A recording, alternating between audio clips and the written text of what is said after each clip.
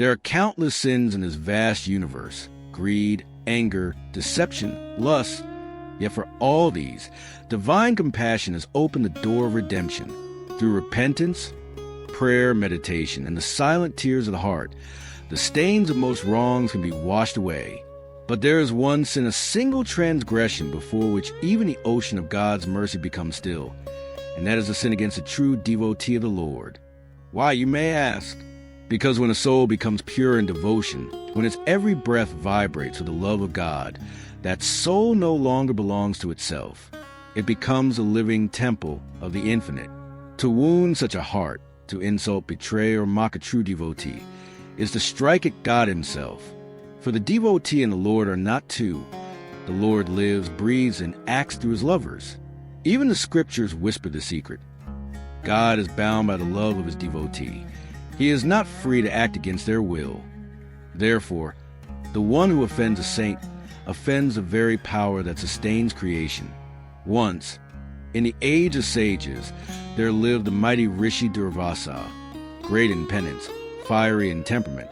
In anger, he cursed King Ambarish, a humble devotee of Lord Vishnu, for a fault that did not exist.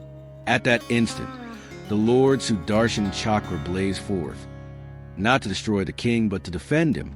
The chakra chased the proud sage across the heavens. Terrified, Durvasa sought refuge in the realms of Brahma, of Shiva, of all celestial beings. Yet each said, "We cannot protect you, O sage, for you have offended a devotee of the Supreme. Only that devotee can forgive you now." And so, trembling, Durvasa fell at the feet of Ambarish, who, with boundless compassion, forgave him. Instantly, the flaming disk withdrew. Such is the law eternal. Even God will not forgive what his devotee has not forgiven. This story is not about punishment. It is about spiritual law. The devotee is like a mirror polished by love. When you break that mirror, you blind your own reflection. To hurt a saint, to mock a spiritual soul, is to close the door through which grace flows to you. The moment you dishonor a true devotee, the subtle river of blessings that nourishes your karma stops flowing. All the merits of lifetimes, your prayers, your good deeds, your sacred vows, begin to fade like dew beneath the rising sun. But, beloved, despair not. Even here, divine mercy hides a secret path. If your heart feels remorse, if you have ever mocked, doubted, or wounded one who walks the path of light, then the path of return is through humility. Go, bow your pride before that soul. Speak the language of the heart, not of the tongue. If that devotee is no longer before you, still kneel within. Ask God to let your repentance reach them through his infinite current, and then serve. Serve the poor, the weary, the forgotten, for every act of true service is an offering to the saints.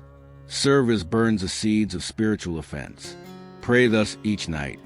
O Lord, if ever I have hurt one who loves you, let my love now heal the wound I caused. Such prayer, said with tears of truth, pierces even the silence of eternity. My child, remember this. It is easy to bow before God, but hard to bow before his child. Yet until you can see the divine in those who love him, your worship is incomplete. Never mock the humble.